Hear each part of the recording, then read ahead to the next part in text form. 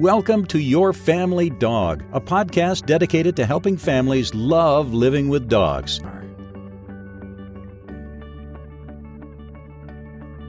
Hi, I'm Julie Fudge Smith, and welcome back once again to Your Family Dog. I'm here, of course, with Tina Spring, and today we have one of our most favorite guests. Coming back to visit us is Dr. Zazie Todd, who has released the most wonderful book this spring called WAG, and it's all about making happy dogs.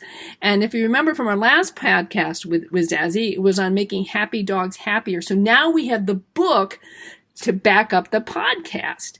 She has her doctorate in psychology. She wrote not only WAG, but she is the author of the Companion Animal Psychology blog, which is dedicated to making happy cats and dogs through science. It's a great blog, and if you haven't become a member of it, you should, because it's absolutely terrific. So Zazie, thank you so much for coming back on. We're so excited about your book. Both Tina and I think, loved it and highly recommend it. And in fact, Tina has her copy open in front of her. Zazie has her copy plus one on her shelves. And I, unfortunately, don't have my copy in front of me, so I'm the loser here.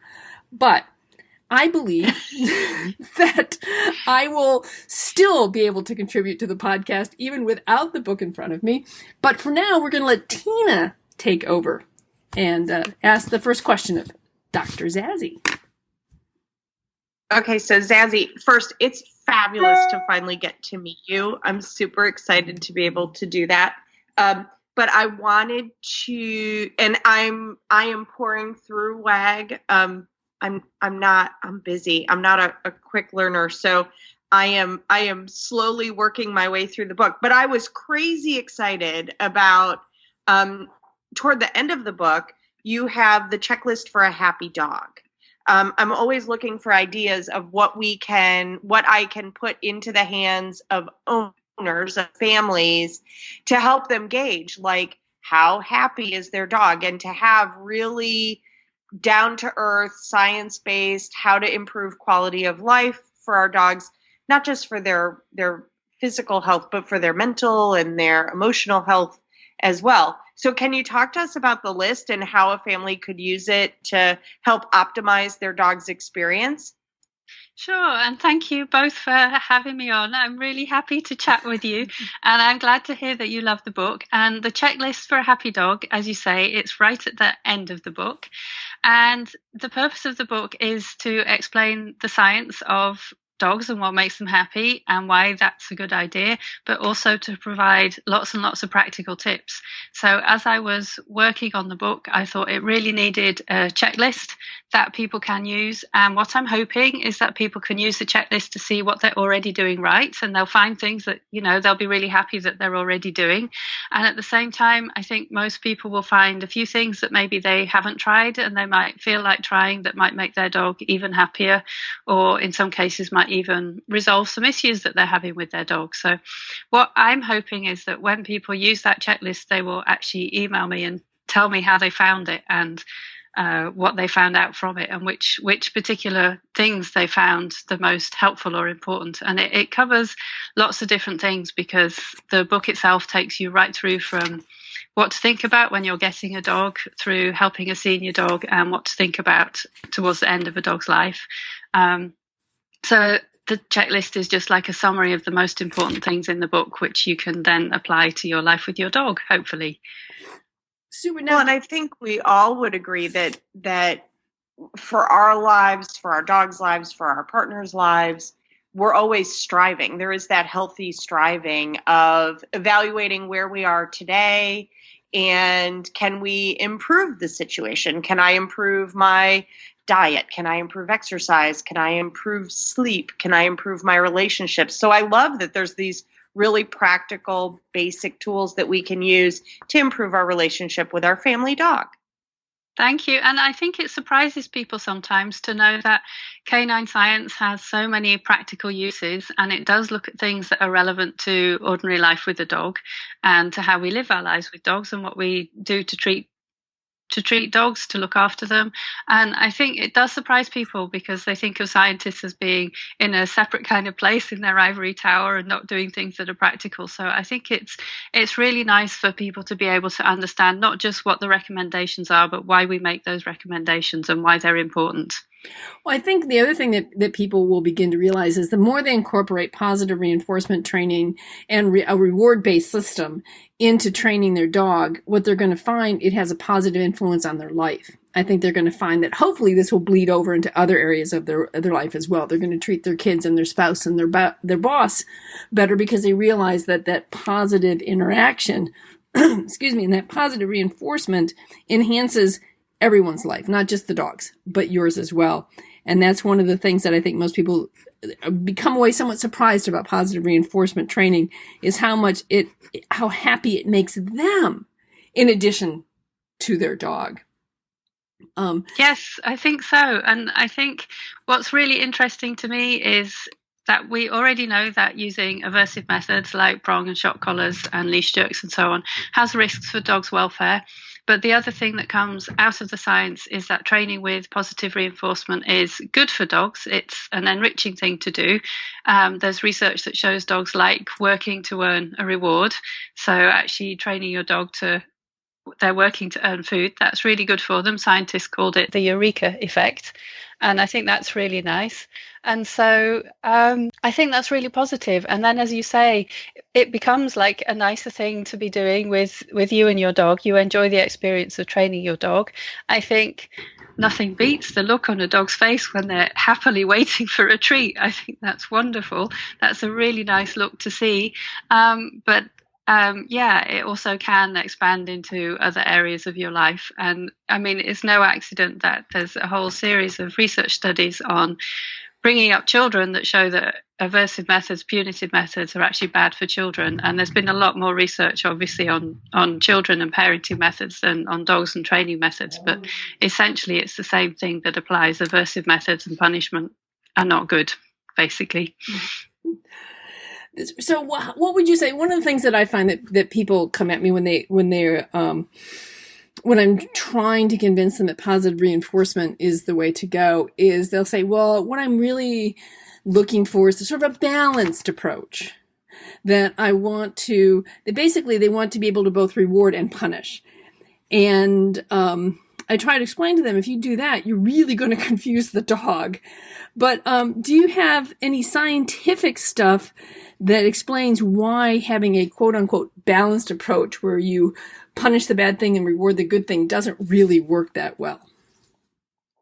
Well, in general terms, there's been a whole set of scientific studies that show that using aversive methods, either on their own or with positive methods as well, is not good for the dog's welfare. It risks fear, anxiety, stress. It risks an aggressive response, and it risks causing a worse relationship with the owner. And some of the studies actually suggest that a balanced approach is kind of worse because it's probably confusing for the dog that sometimes their owner is nice to them and gives them treats or petting or whatever, and other times the person is not so nice and is doing things that actually are quite aversive for them. And I think one thing that's hard for some people to understand is the change in mindset that goes with using positive reinforcement, because people can get very focused on how can they stop their dog from doing something. And they don't realize that one way to stop their dog from doing that is actually to train them to do the thing that you'd rather do them instead. And if you're just focused on help, how do I stop this, and not follow it through, then people find that quite tricky to understand sometimes. And sometimes they kind of don't really believe it until they've actually seen it happen in practice.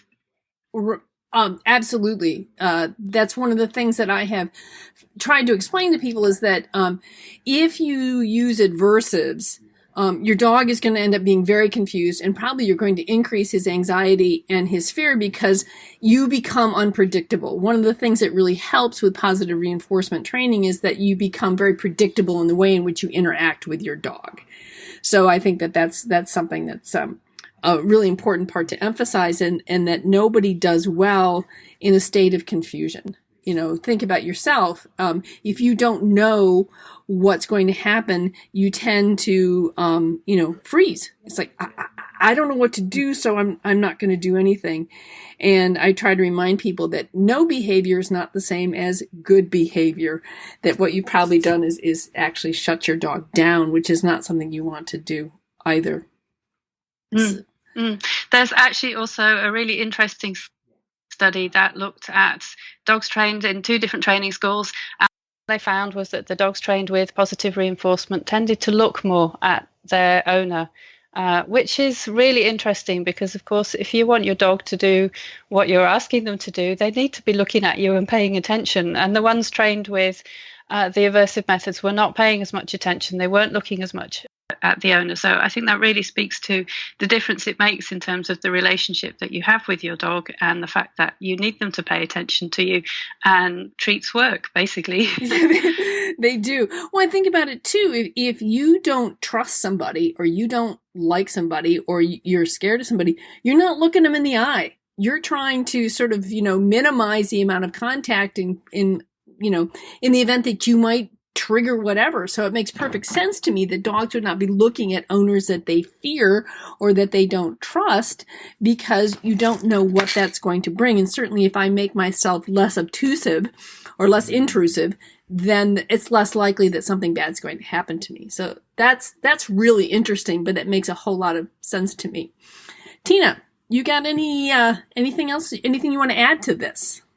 So I'm actually a crossover trainer, right? I don't think that it's inappropriate for a dog to be told no. However, that doesn't mean that I'm okay with hurting them or scaring them or being ugly to them. And I think a lot of times positive reinforcement-based trainers get a bad rap that we're permissive. And what I tell people all the time is that the more aversive methods are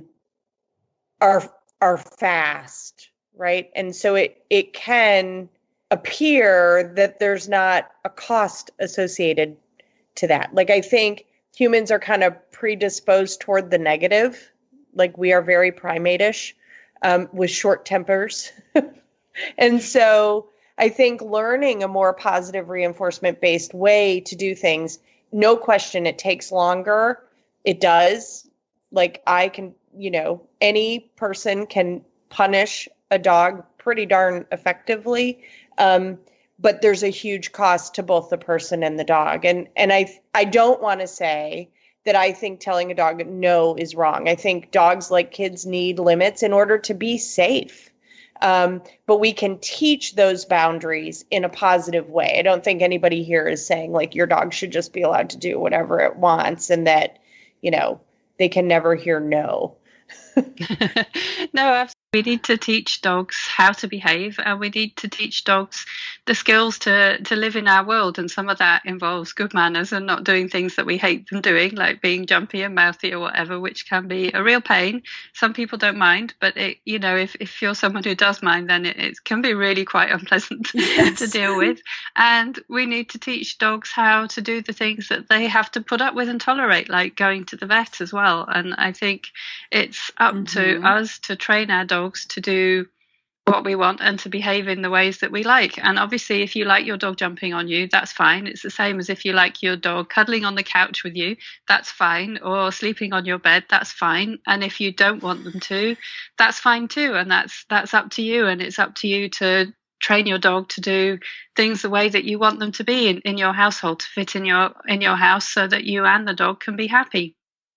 Well, and I often think like the magic, like my goal when I'm working with a family is that the family is learning the dog as much as the dog is learning the family. So what my goal, maybe it's not always attainable, is like Charlie Brown and Snoopy, right? Like I want it to be that my dog and I, as we're aging together, are becoming like that perfect pair of genes, that I know them the way I know myself and they know me the way they know themselves. And we're comfortable with that we're not infinitely adjustable, right? I don't expect my feral dogs to act like super social dogs, but I do have goals for them and their quality of life that take into account who they are and give them agency about what our life being co-created includes or doesn't include. Like,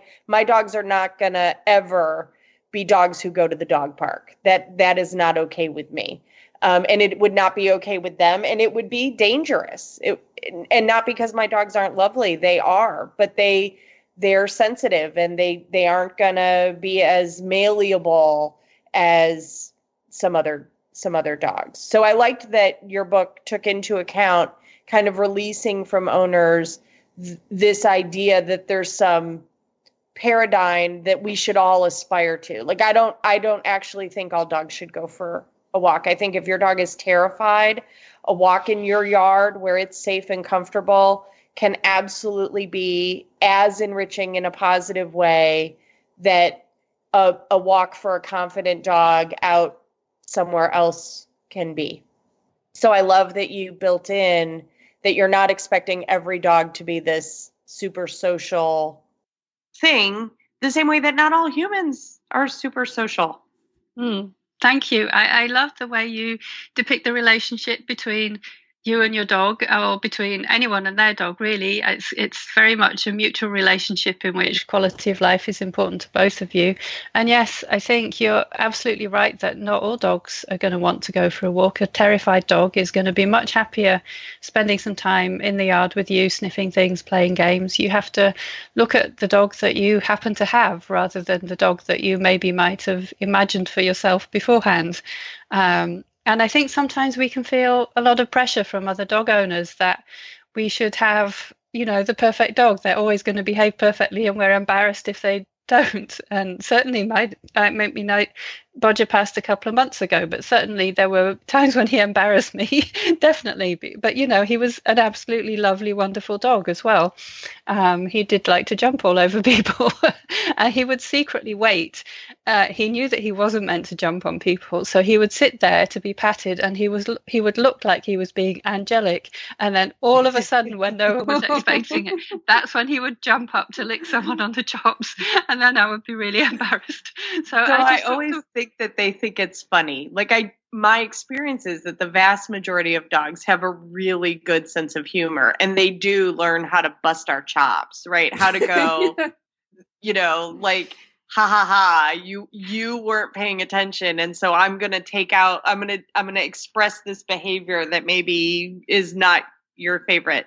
I had a Doberman many, many years ago who's, to give you an idea of who he was, it was like living with Cary Grant. Like, he was a gentleman of a dog, but he loves to do face kisses, and I am not a face kiss girl. And so once a day, whether I needed it or not, I would take my glasses off and hold my hair back and go, "Okay, Gus Parker." And he would just clean my, every pore was going to be, I used to joke that he would lick my brain. And I personally, my experience was that he knew that was just an act of love, that I was just giving him agency to do the thing he desperately wanted to do all the time. And that was not my thing. And he also he used to be funny. He'd lick and lick and lick and lick and lick, and then he'd stop, and he would put his nose so that it was touching very gently the tip of my nose, and then look at me all cross-eyed going, "More, or are we done?" And just asking the question. And I appreciated the question, because sometimes I was like, "All right, go ahead." And other times I was like, "Okay, yeah, no, you damn near drowned me that time." So, used to get that suction nostril thing going on that I used to think was going to cost me some brain cells.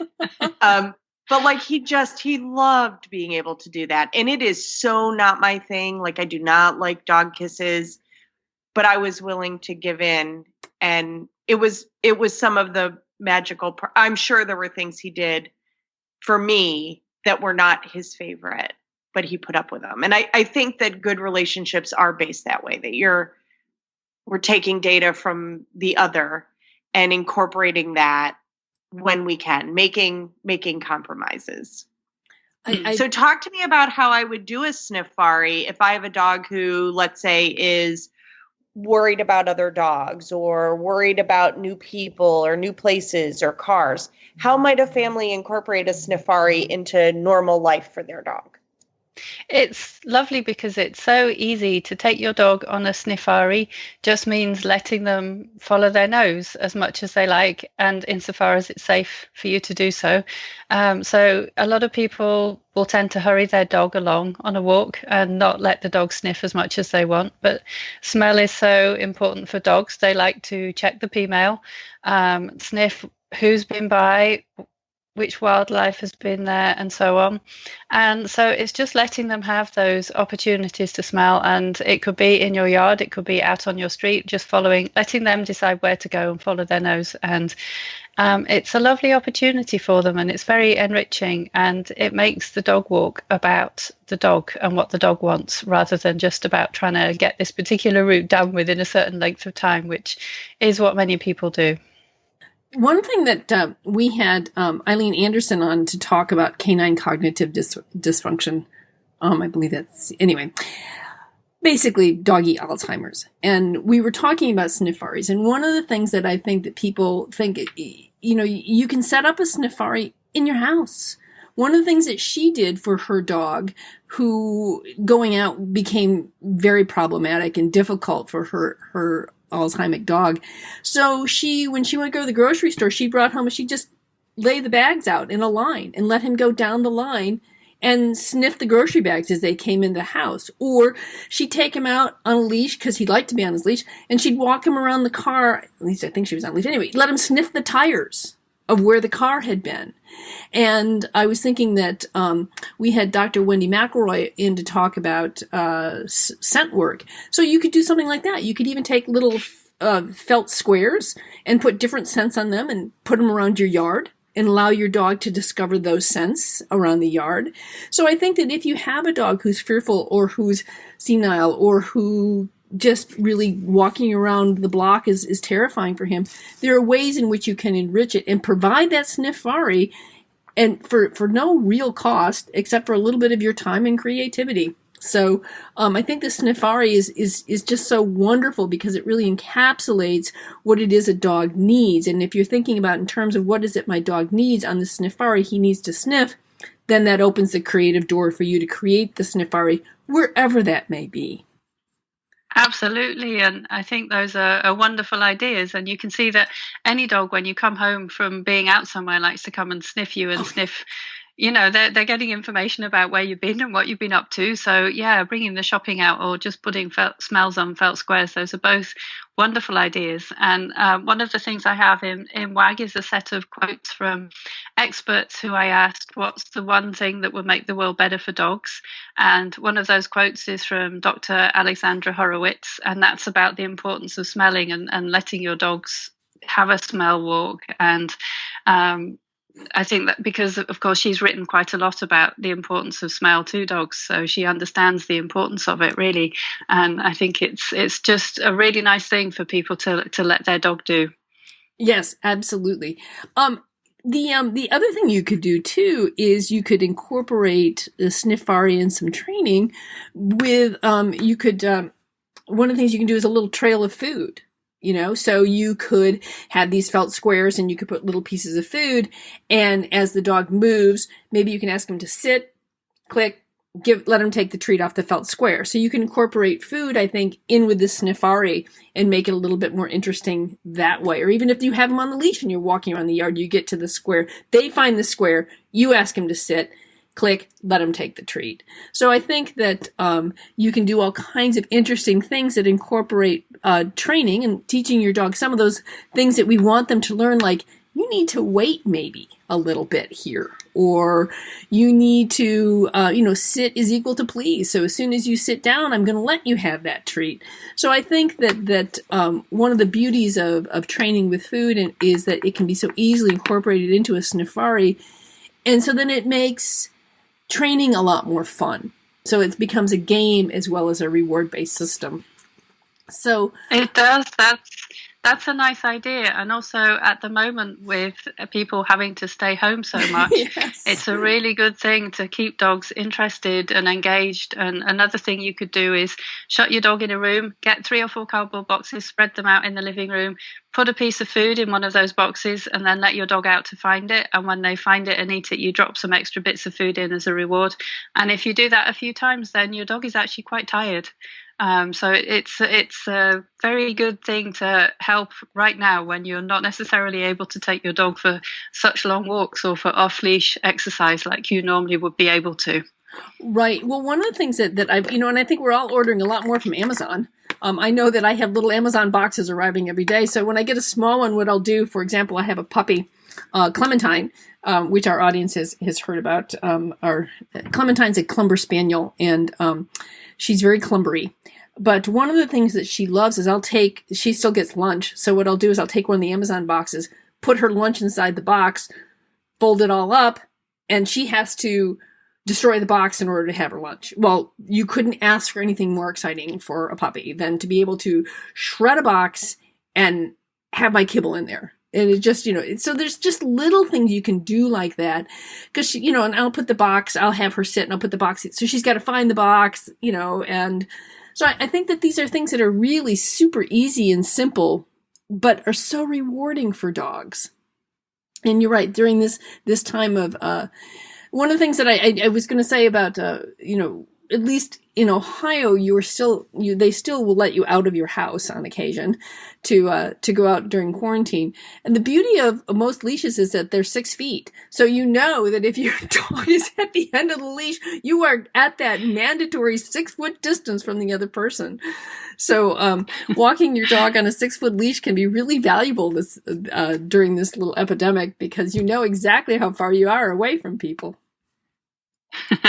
Yes, that's really helpful. And you can still walk your dog here too, but a lot of parks are actually closed to try and discourage too many people from going out and about, or because there isn't actually a proper space for physical distancing in them. So it's not as easy to walk a dog as it was before.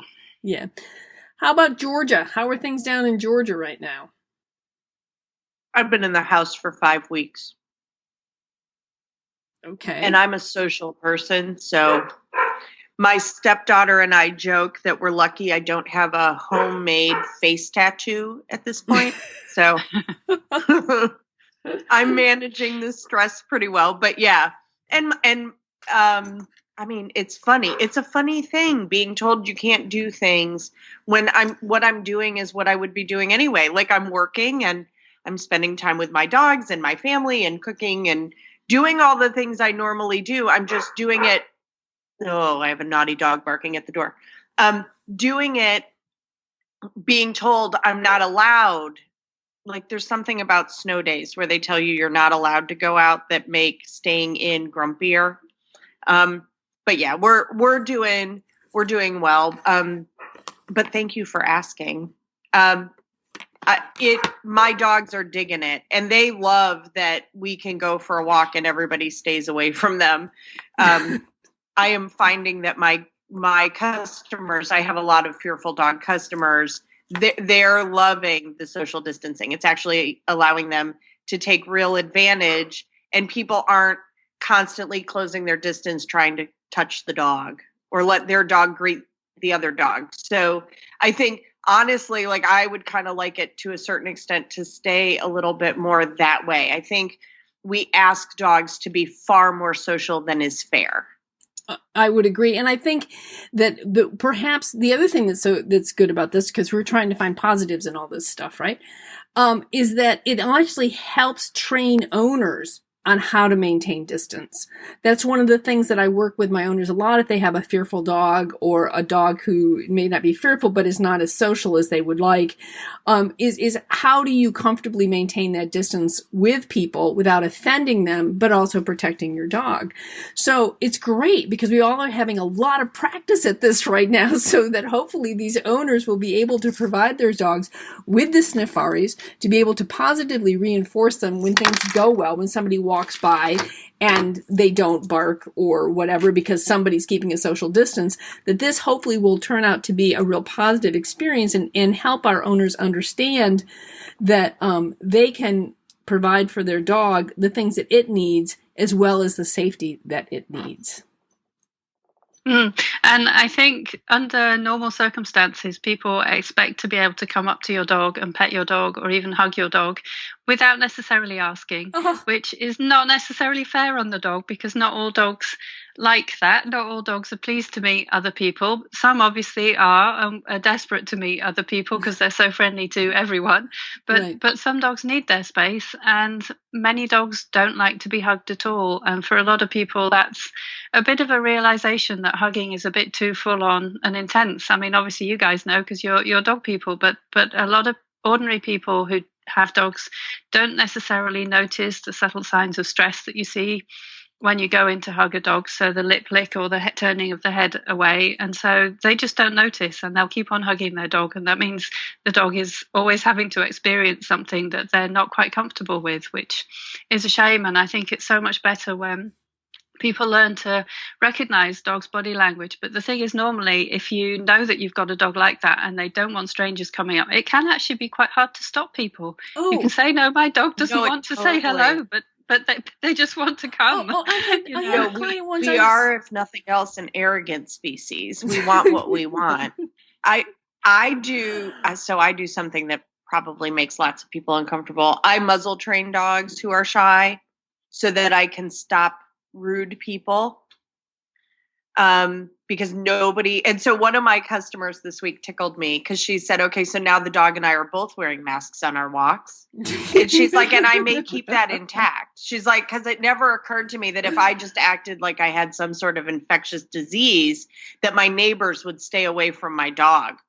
And so she's at least half-heartedly joking, but I actually have found, like, the more a customer says, like, no, please, my dog is shy, the more the person who claims to love dogs will force themselves into that dog's space, and then be mortified when the dog takes exception to it. So Zazie, what do you think is the information that the average person reading your WAG book will be absolutely stunned to learn?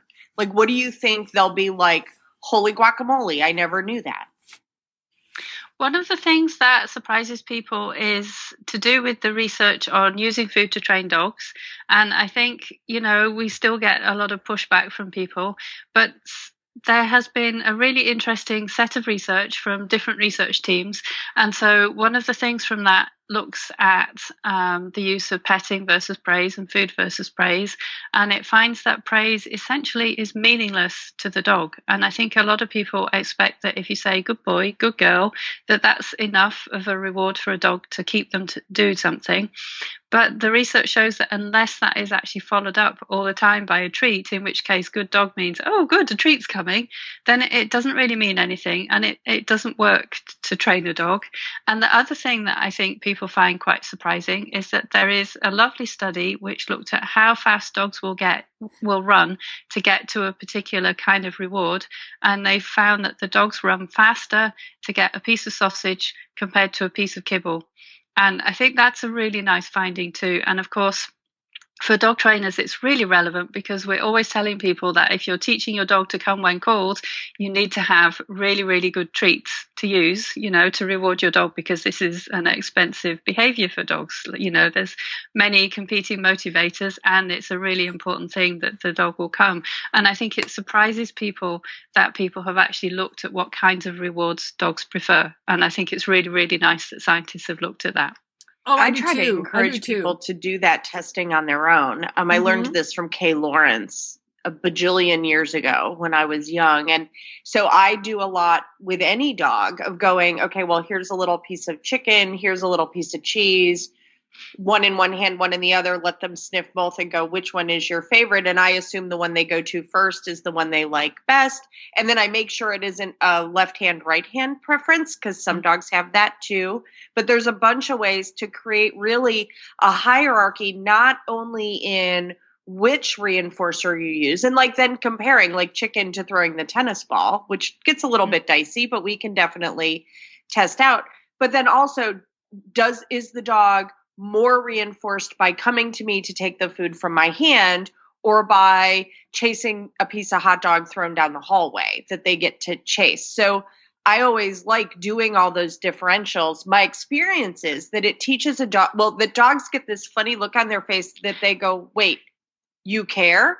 Because we just kind of assume like, oh, here's the chicken the way I most prefer to give it to you, and that they will just be eternally grateful for the chicken fairy. I think they are intrigued when we start a conversation with them about, no, you tell me what you like better. And I will say, like, I have totally had the dog that they didn't care what treat you gave them. They basically treated it all the same. It was just lovely. I've also had dogs that whatever the novel treat is their new Mac Daddy favorite. So, eventually I'm trying to come up with like, I don't know, Urdu jerky for that dog, because if I had ostrich jerky, that eventually got old. But I always find that stuff fascinating. And it's what, in human relationship and human communication, we care that the person cares more than we care what the person knows. And we're just a little bit arrogant that we think like, oh, we know better. I think dogs appreciate the curiosity about who they are and what their likes and dislikes and preferences are the same way that humans do. Yes, and we're back to this idea of knowing what the individual dog wants and needs again, which I think is really important. And I think those are lovely experiments to do with the dog. And there is actually a piece of published scientific research that did something similar and took different types of treat and looked to see which one was the dog's preferred, first of all, and then over time, did the dog prefer always to have that particular preferred reward, or did they prefer to have a variety? And it was really interesting because it depended on the dog. So there were some dogs that really had this preferred reward that they wanted all the time. And there were other dogs that seemed to like difference. They wanted different ones all the time, different types of food. But I think they thought over time, probably even the dogs that had the preferred reward would eventually want a bit of variety too. So it's important to keep changing it up and to keep paying attention to what dogs are telling us about what they want. Well, and honestly, like as my dogs have aged, sometimes they're not able to see that hot dog as like, sometimes they need the treat to be stinkier. Sometimes they need to treat to have more disparity between the flooring or the grass surface and the color of the treat to make it easier for them to identify it. And then one of my favorites in the whole wide world is 1,000 years ago when I was learning this form of dog training. I went to observe at an agility facility where they were using those horrible Utz cheese puffs. They're horrible. They're disgusting, right? They're orange. They turn everything orange.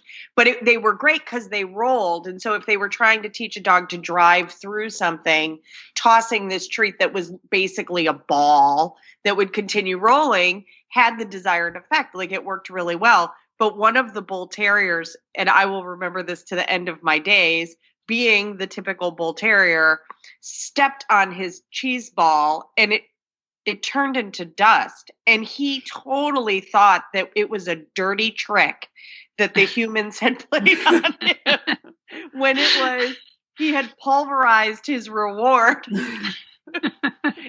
So he goes to look for it and it's not there. It was, the look on his face was hysterical. Like this mix of like, you're a jerk and wow, mad magician skills. Like it was very funny. I could totally picture Zuzu doing that, by the way, Julie. Oh, Zuzu would. Only it wouldn't be like dirty. She'd be like, oh dear, it's gone. It's just like, it's evaporated and my world has ended, would be her look.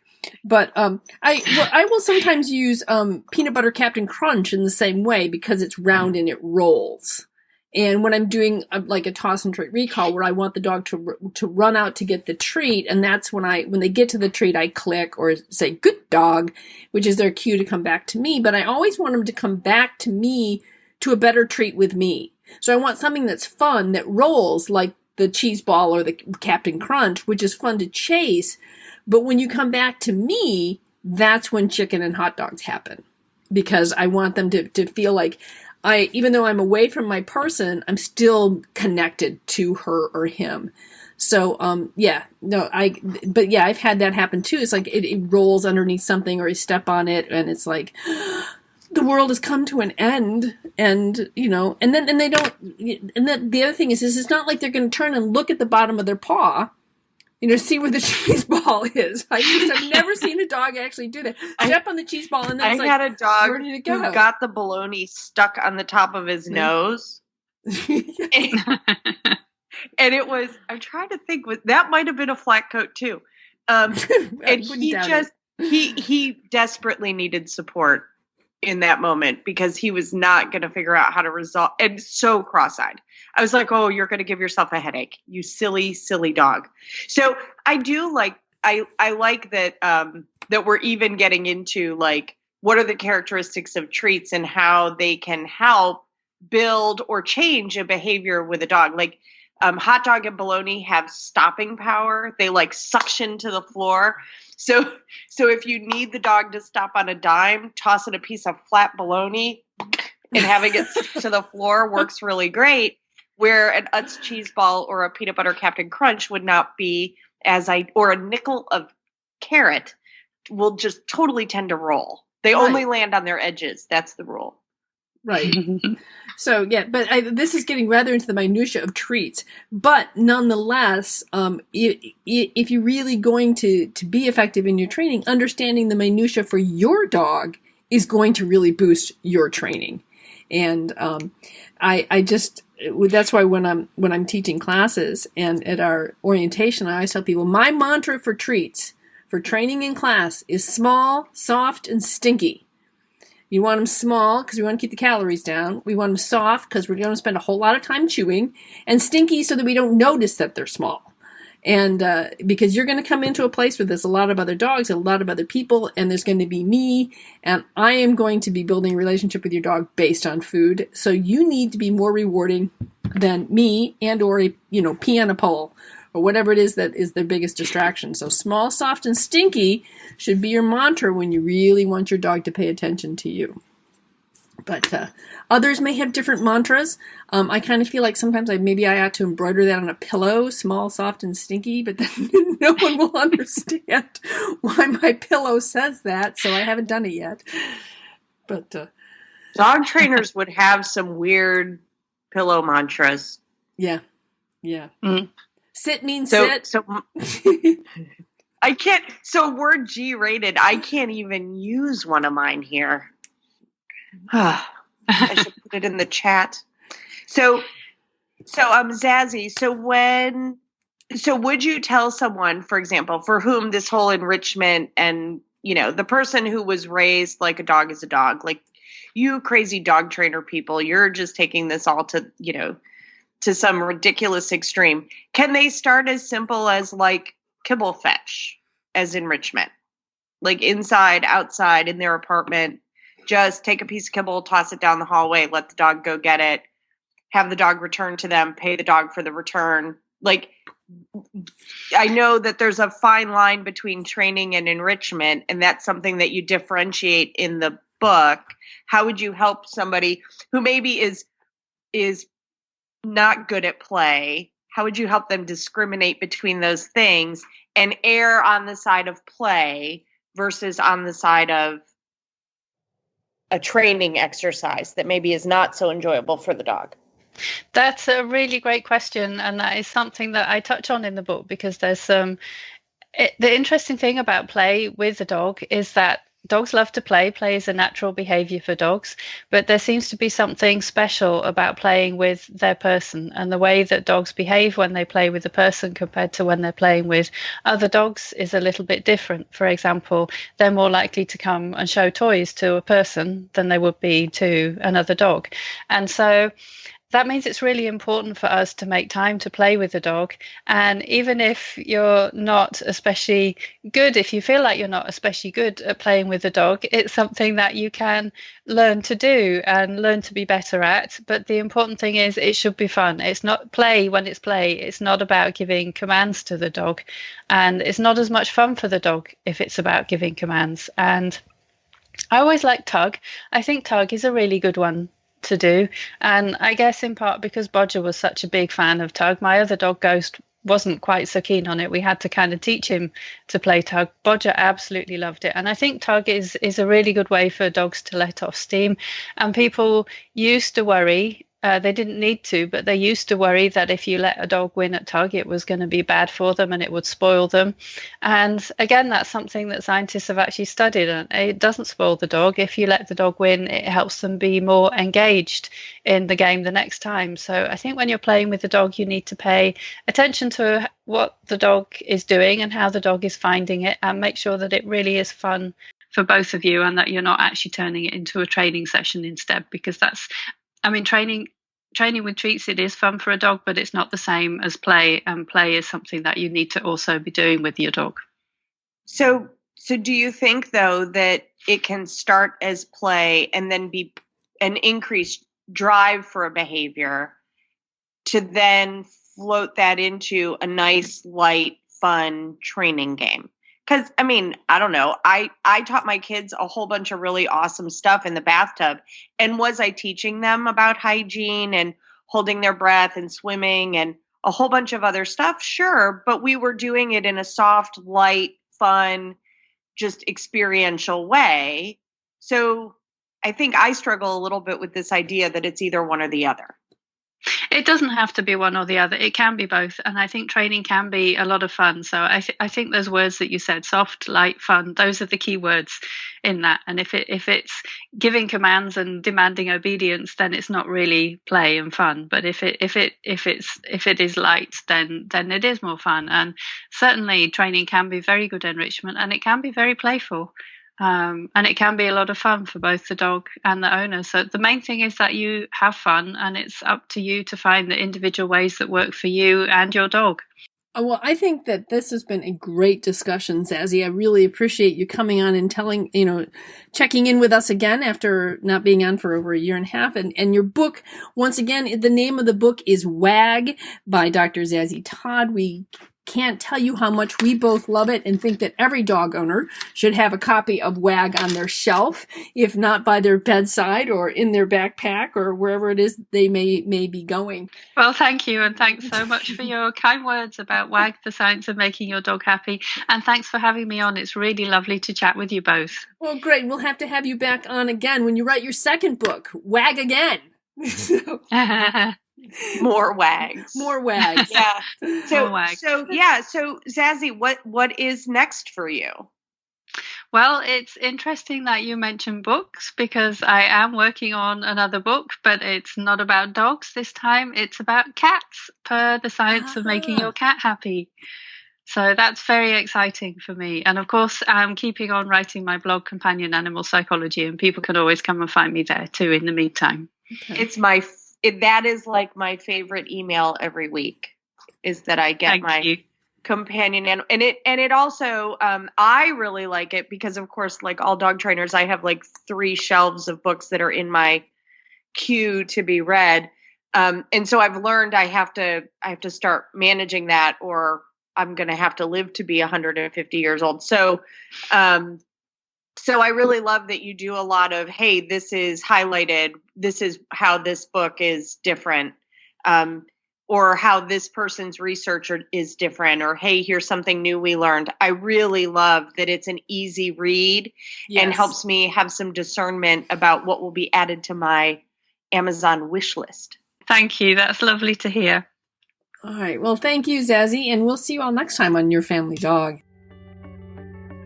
Thanks for listening to Your Family Dog. Got questions? Interesting ideas? Visit www.yourfamilydogpodcast.com to share your thoughts.